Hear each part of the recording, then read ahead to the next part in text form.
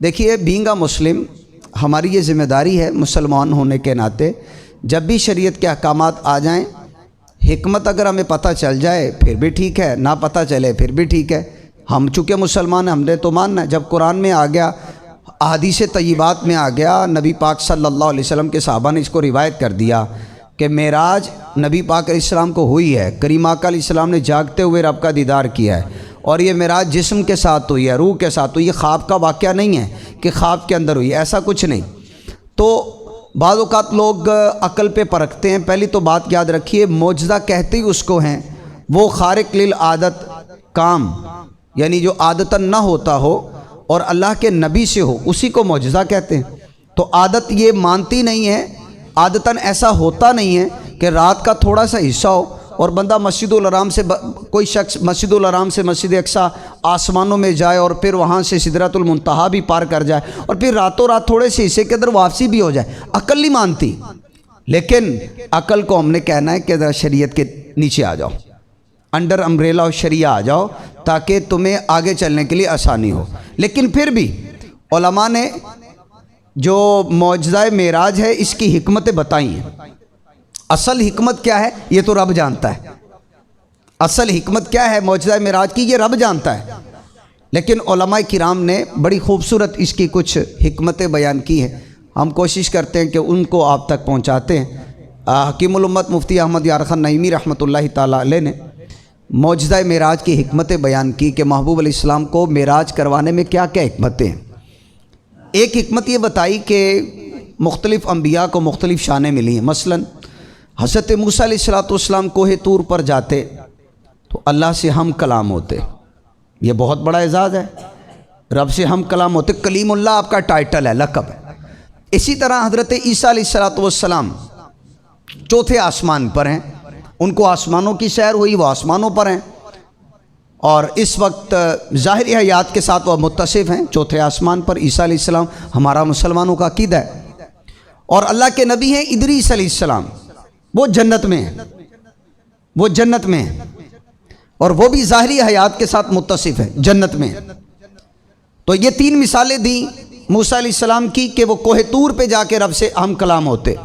عیسیٰ علیہ السلام چوتھے آسمان پر، بڑی اعزاز کی بات ہے کہ انہوں نے آسمانوں کی سیر کی، اور ادریس علیہ السلام جنت میں ہیں، انہوں نے جنت کی سیر کی۔ رب تعالیٰ نے یہ ساری شانیں اپنے محبوب علیہ السلام میں جمع فرما دی۔ کیسے؟ محبوب علیہ السلام کو معراج کروا دی، مسجد الحرام سے گئے، مسجد اقصیٰ آسمانوں میں بھی گئے، پہلا دوسرا تیسرا ساتویں آسمان تک، سدرۃ المنتہا اس سے بھی آگے چلے گئے، یعنی موسیٰ علیہ السلام کلیم اللہ بنے تو رب تعالیٰ نے محبوب علیہ السلام کو معراج کی رات صرف کلام نہیں اپنا دیدار بھی کروایا۔ حضرت عیسیٰ علیہ السلام چوتھے آسمان پر، محبوب علیہ السلام صرف چوتھے آسمان پر نہیں، محبوب علیہ السلام چوتھے کے بعد پانچویں چھٹے ساتویں آسمان سدرۃ المنتہا بھی پار کر گئے۔ ادریس علیہ السلام جنت میں ہے، محبوب علیہ السلام نے یہ اعزاز بھی اپنے پیارے محبوب علیہ السلام کو عطا فرمایا کہ معراج کی رات آپ نے جنت کی بھی سیر کر لی۔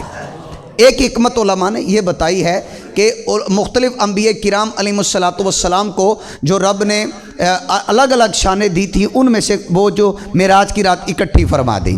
ایک حکمت یہ، سارے انبیاء کرام علیہم السلام اپنے لوگوں کو کہتے رہے اللہ ایک ہے، امتوں کو یہی پیغام دیا توحید باری تعالیٰ کا۔ سارے انبیاء کرام علیہم السلام جنت کی گواہی دیتے رہے، سارے انبیاء کرام علیہم السلام جہنم کی گواہی دیتے رہے کہ ان کا وجود ہے، وہ رب نے پیدا کر دی ہوئی ہے، یہ سارے انبیاء کرام گواہیاں دیتے رہے۔ لیکن انبیاء کرام علیہم السلام توحید باری تعالیٰ کی گواہی دیتے رہے اور اپنی امتوں سے یہ کہلواتے رہے اشہد ان لا الہ الا اللہ، یہ سارے کہلواتے رہے، یہ گواہیاں دی سب نے، لیکن انبیاء یہ جو گواہیاں دے رہے تھے توحید باری تعالیٰ کی، رب ایک ہے، جنت ہے، دوزخ ہے، اس کی گواہیاں دی۔ انبیاء نے بغیر دیکھے گواہیاں دی، سن کر دیں۔ اب گروہ انبیاء میں سے کوئی ایسا ذی شان ہو کہ جو صرف سن کر نہیں دیکھ کر بھی گواہیاں دے، رب کائنات جل جلالہ نے جس ذات کا انتخاب کیا اپنے محبوب انبیاء میں سے، وہ ذات مصطفیٰ کریم علیہ السلام ہیں، جنہوں نے رب تعالیٰ کا دیدار بھی کر لیا، رب تعالیٰ کی بنائی ہوئی جنت کو بھی دیکھا، اور رب تبارک و تعالیٰ کی بنائی ہوئی جہنم کا معائنہ اور مشاہدہ بھی کر لیا. سنا تو تھا ہی لیکن دیکھ کر لوگوں تک پہنچا دیا. یوں ہوا کہ گروہ انبیاء میں سے ایک ذات کا انتخاب رب کائنات جل جلالہ نے فرمایا. اور وہ کیسے ہوا؟ معراج کی رات رب تعالیٰ نے یہ ساری برکتیں محبوب علیہ السلام کو عطا فرما دی. اور ایک اور حکمت، تیسری اور آخری حکمت وہ یہ ہے، کریم آقا علیہ الصلوۃ والسلام کی امت پر رب تعالیٰ نے بڑا کرم کیا ہے.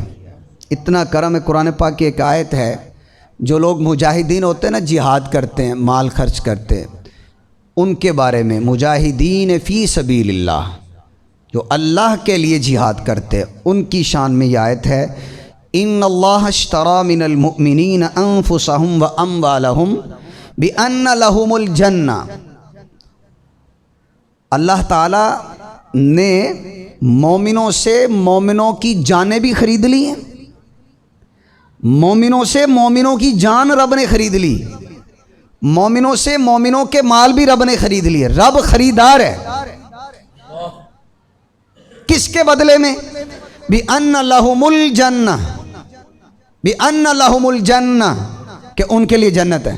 جنت کے بدلے میں رب نے مومنوں کے مال اور جانیں خرید لی. بدلے میں کیا دیا؟ جنت. اب ذرا سنیے گا، ایک حکمت یہ بتائی، اور یہ سودا کروانے والے کون ہیں؟ نبی پاک صلی اللہ علیہ وسلم. کیونکہ بندوں رب کے بیچ میں واسطہ نبی پاک صلی اللہ علیہ وسلم. تو کریم آقا علیہ السلام کی امت کے لیے رب تعالیٰ کا قرآن میں فیصلہ ہے کہ رب نے مومنوں سے ان کے مال اور ان کی جانیں خرید لی. بدلے میں کیا دینا ہے؟ جنت. تو جو سودا کرواتا ہے وہ مال کو بھی دیکھتا ہے اور پیسوں کو بھی دیکھ لیتا ہے جو ملنا ہوتا ہے. تو مال تو دیکھ لیا تھا، نبی پاک علیہ السلام نے اپنی امت کو دیکھ لیا، اپنی امت کے جانوں اور ان کے مال کو بھی دیکھ لیا. یہ ایک سودا ہے، مال ہے، ان کو دیکھ لیا ہے. اب ان کو کیا قیمت دی انہوں نے؟ ان کو ملے گا کیا؟ جان دے کر، مال دے کر مومنوں کو ملے گا کیا؟ جنت. رب تعالیٰ نے یہ چاہا کہ محبوب کی امت کے ساتھ جس جنت کے دینے کا وعدہ کیا گیا ہے، پیارے معراج کی رات آ جائیں اور اس جنت کو بھی دیکھ لیں. یہ 3 طرح کی حکمتیں، بہت کچھ ہے اس کے اندر، لیکن یہ 3 طرح کی حکمتیں علماء نے بیان کی ہیں. پردہ رخ انور سے جو اٹھا شب معراج، جنت کا ہوا رنگ دوبالا شب معراج. مہمان بلانے کے لیے اپنے نبی کو اللہ نے جبریل کو بھیجا شب معراج. تو یہ عقل پہ نہیں پرکھنا ممکن ہی نہیں. عقل دو عالم کی رسائی، ایسا دیا اللہ نے رتبہ شب معراج. تو اس کو عقل پہ نہیں پرکھنا.